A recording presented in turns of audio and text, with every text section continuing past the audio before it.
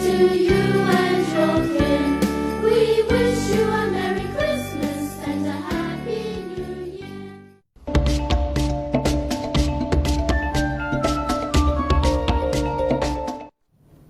Kale, mwebale nnyo bannaffe abakyagenda maaso n'okulaba agataliiko nfuufu. Tukyalina mangi era wootudde toseguka. Mu malala ge tulina ga byabufuzi akwatidde ekibiina kya FDC bendera ng'avuganya ku bwa Pulezidenti Ying Patrick Amuriat ategeezezza nga bw'atagenda kusisinkana akulira akakiiko ak'ebyokulonda omulamuzi Simon Byabakama ng'agamba nti obudde ye bw'asigazza butono ddala.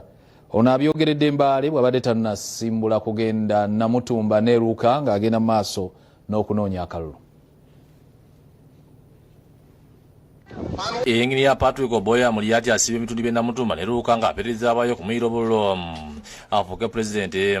Ono asukogera ku bannamawulire ku Mountain Inn esangibwa Mbaale mwatangaliza ku nsonga z'akakiiko k'ebyokulonda akakulirwa omulamuzi Simon Byabakama ku by'okumuyita.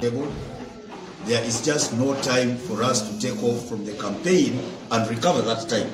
Where is it they should show us?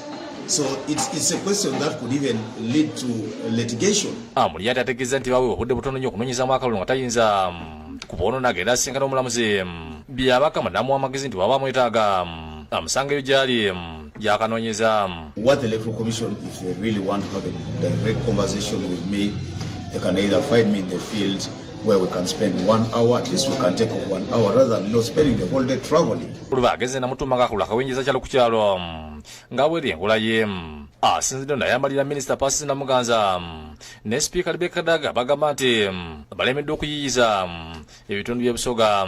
Big positions that are meaningless to the development of the people of Busoga. Those positions are useless if they cannot transform the lives of the people of Busoga as I can see today. Po abasabye balonde ekisumuluzo kubanga kikigenda okukyusa obulamu bwabwe. Oluva yeyongedde mu kibuga eky'eruuka ng'olukungu nalukubye wayibuga abasuubiza okuzza amakolero abaana babo bafunemu emirimu.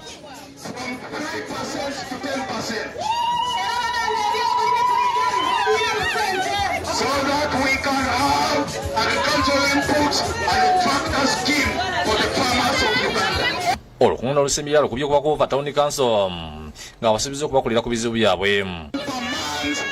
And the lowest in secondary section, 1,200,000 per month, so that our children may learn, may be taught and learn. Yelinda Nancy Kalemba atalaza ebitundu by'ekisolo n'asuubiza birina okubakolera ku malwaliro enguudo n'okutumbula ebyenjigiriza. Nti infrastructure ekyalakinga mulimu amakubo ge tuyiseeko gakkirira mu byalo. Main road eringa etandise okutereera naye ng'okuyingira mu bifo ebimu gye tugenda okujja ebyobulimi nga byetaaga infrastructure eyo yeetaaga okukolebwa. Kalemba ategeeza nti abasajja b'ekisolo bamutuukiridde mu bulumi ne bamutegeeza nga bakyala be bafiira musanya. Ono asuubiza abayo okulongoosa amasomero. Omwami watuukira okugamba nti maama singa oba ofuuse pulezidenti tuyambireko abakyala baffe balekeraawo okufa mu biseera by'okuzaala. Kitegeeza nti kisusse. Anezi tikyaze ne Edith Namanje byakusakidde eggulu eno ku Abukadde TV. Kale, mwebale nnyo abasasi baffe nga tugenda maaso n'amawulire amalala. Amyuka Katikkiro asooka Haji Twaha Kawase akubiriza abantu obutagenda mu byalo bwe baba nga tebalina kinene kya nnyo kibatwalayo mu biseera bino eby'ennaku enkulu. Bino abyogedde aggalawo oluwalo olw'omwaka guno era ng'obukadde bw'ensimbi 360 ze zikuŋŋaanyiziddwa. Ekitiibwa kya Buganda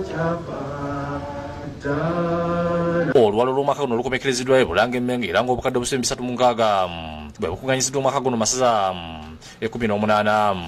Omumyuka wa Katikkiro asooka Haji Twaha Kawase nga yagadde oluwalo agambye nti enkola eno nnungi kubanga ereetawo okuvuganya mu byalo wabula nga kino kiyamba abantu ba Ssaabasajja Kabaka okussaawo enkulaakulana n'okukola ennyo. bwe tulaba enkola gye tulimu eno eyaluwalo bwe tulabira obujjumbize bwa buli mwami.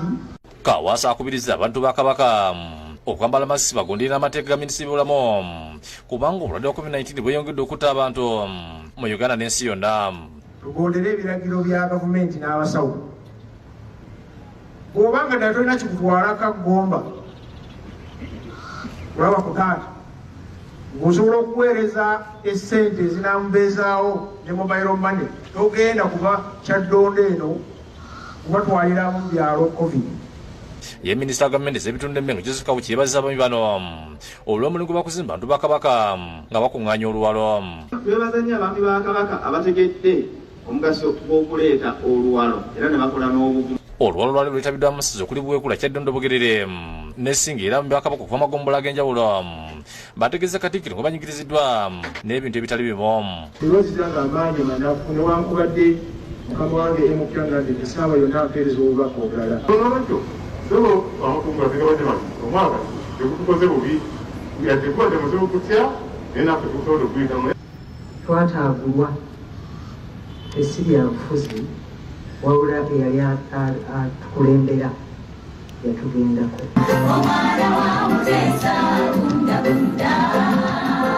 Mu ngeri emu Pookino Judy Muleke wabudde abawala bakavubuka obutapapirira byabasajja n'okufumbirwa nga tebanneetuuka ne babeera badibaza ekitiibwa kyabwe.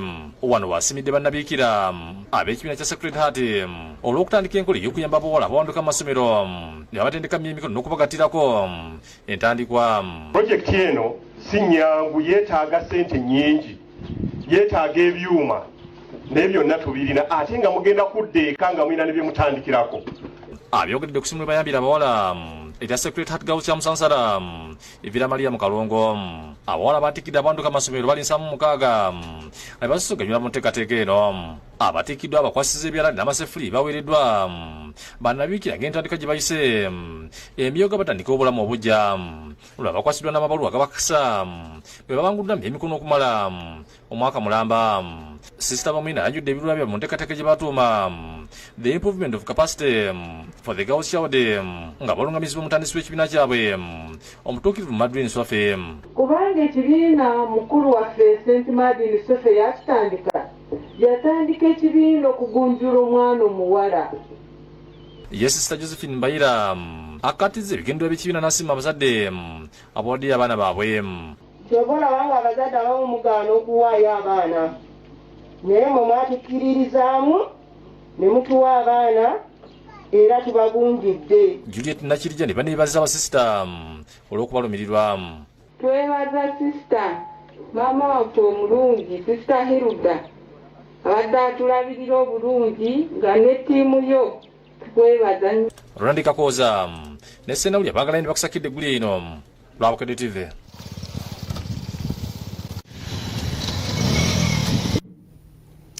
Kale katugende maaso kakati buli ku nkomerero y'omwaka ng'abantu beetegekera okujaguza Ssekukkulu. Vision Group ng'eyita ku mikutu gyayo okuli gino egya TV, radio n'empapula z'amawulire ebaako engeri gy'eddiza abawagizi baayo. Kakati abantu nga beetegekera okuwangula byasava abantu ab'enjawulo we twogerera bino nga bagenda maaso n'okujjuza obukonge basobole okwetaba mu kalulu akagabula Ssekukkulu. Abawuliza abukadde Fama Radio embootikizi kuli katonyiza ettana beegatta mu kibiina kyabwe ekyagookya nga bakulemiddwa mu Kapiteni Michael Nyondo basiima mu kateeka Ssaabasajja Kabaka ak'Ekibuye nga bagabira abasuubuzi baamu empapula za bukedde ku bwereere okusobola okwetaba mu kalulu kagabula Ssekukkulu. Obwedde batambula mu ddala wakati nga bannyonnyola abasuubuzi enkola eno. Katonda ayinza okubeera wamu naawe n'owangula ebya Ssekukkulu. Wakati musanya abasuubuzi nga bakulemiddwa mu Halit Nabaka atwala akatale kano beebaziza Vision Group olw'okubalowoozaako ne baleeta enteekateeka eziyamba omuntu wa wansi. Tubeebaza olw'okuddiza ku basuubuzi baffe era tuli bagumu tuli bamativu nti tujja kuwangula. Ye Kapiteni Nyondo akulidde enteekateeka eno alambudde lwaki basize okutandikira mu butale.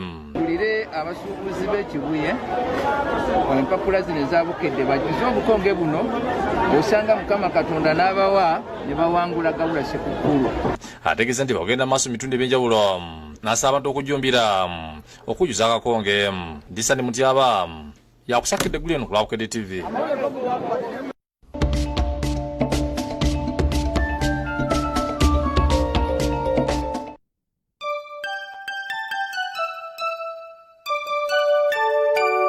We wish you a Merry Christmas. We wish you a Merry Christmas. We wish you a Merry Christmas and a Happy New Year. Good tidings.